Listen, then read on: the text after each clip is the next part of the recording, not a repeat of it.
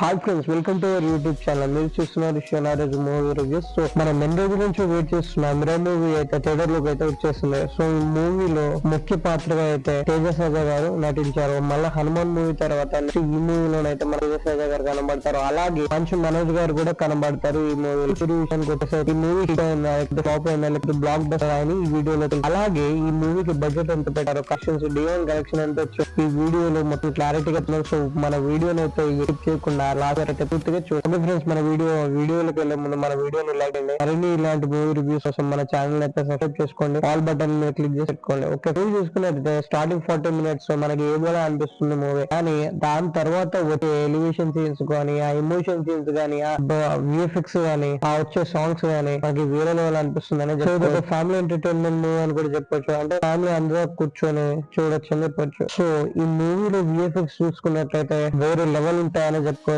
ఆ విఎఫ్ఎక్స్ ఏం పెట్టారు మా అసలు ఆ విఎఫ్ఎక్స్ మాత్రం వేరే లెవెల్ ఉంటుందని చెప్పొచ్చు. సో ఈ మూవీ స్టోరీ చూసుకున్నట్టయితే అశోకుడు రాసిన 9 పుస్తకాల చుట్టూ అయితే ఈ మూవీ తిరగడం అనేది జరుగుతుంది. సో ఇందులో ఈ పాయింట్ చూసుకున్నట్టయితే మూవీకి మెయిన్ పిల్లర్ అని చెప్పుకోవచ్చు. సో ఇది కార్తిక్ గారు చాలా ఆలోచించి పెట్టారు. ఇది అంటే మూవీలో చూసుకున్నట్టయితే రీ ఇంటర్వెల్ అంటే స్టోరీ మిడ్ లోనే ఒక క్యారెక్టర్ ఎంటర్ అవుతుంది. క్యారెక్టర్ వచ్చినప్పుడు మూవీ మెయిన్ స్టోరీలోకి వెళ్తుంది. అప్పటి నుంచి ఉన్నది ప్రతి ఒక్క సీన్ వేరే లెవెల్ ఉంటుందని చెప్పుకోవచ్చు.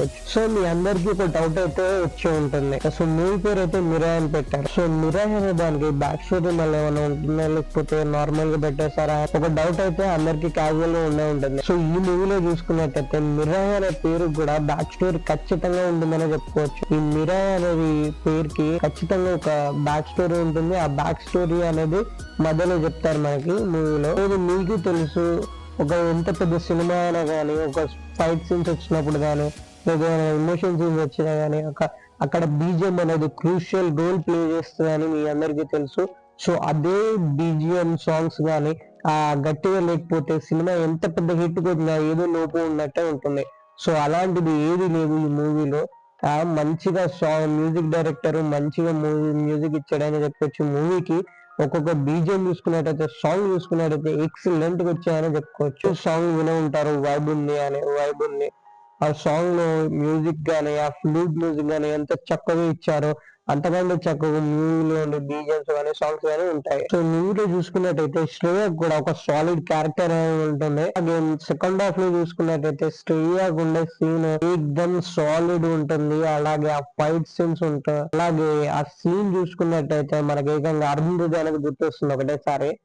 అలా అనిపించేలా ఉంటుంది ఆ ఫీమేల్ ఓరియంటెడ్ సీన్ అనేది. సో మనోజ్ గారి క్యారెక్టర్ కూడా చూసుకున్నట్టయితే ఈ మూవీలో చాలా సాలిడ్ గా ఉండడం అయితే జరిగింది. అలాగే మూవీలో జగపతి బాబు గారు క్యారెక్టర్ కూడా ఉన్నది. అలాగే కొంతమంది అలాగే తేజ గారి శ్రీయ గారి మధ్య వచ్చే ఇమోషనల్ సీన్స్ గానీ చాలా మంచిగా వర్కౌట్ అయినాయని చెప్పొచ్చు. సో ఓవరాల్ గా మూవీ చూసుకున్నట్టయితే ఫస్ట్ డే రోజే బ్లాక్ బస్టర్ టాక్ అయితే తెచ్చుకుంది. కానీ మూవీ బ్లాక్ బస్టర్ కలెక్షన్స్ అయితే భారీగా రావాలి. కలెక్షన్స్ భారీగా వస్తేనే ఆ మూవీని బ్లాక్ బస్టర్ కింద పరిగణిస్తారు. So friends, Mira movie budget చూసినట్టయితే 60 crores పెట్టయితే మూవీని తీస్తారు. సో మిరా మూవీ డే 1 లో ఎంత కలెక్ట్ చేస్తుందో చూద్దాం పదండి.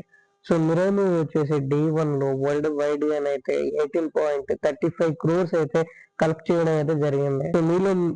సో మీలో ఎంతమంది మిరా మూవీ చూసారో కింద కామెంట్ చేయండి. అలాగే మీకు ఈ మూవీ ఎలా అనిపించిందో కింద కామెంట్ చేయండి.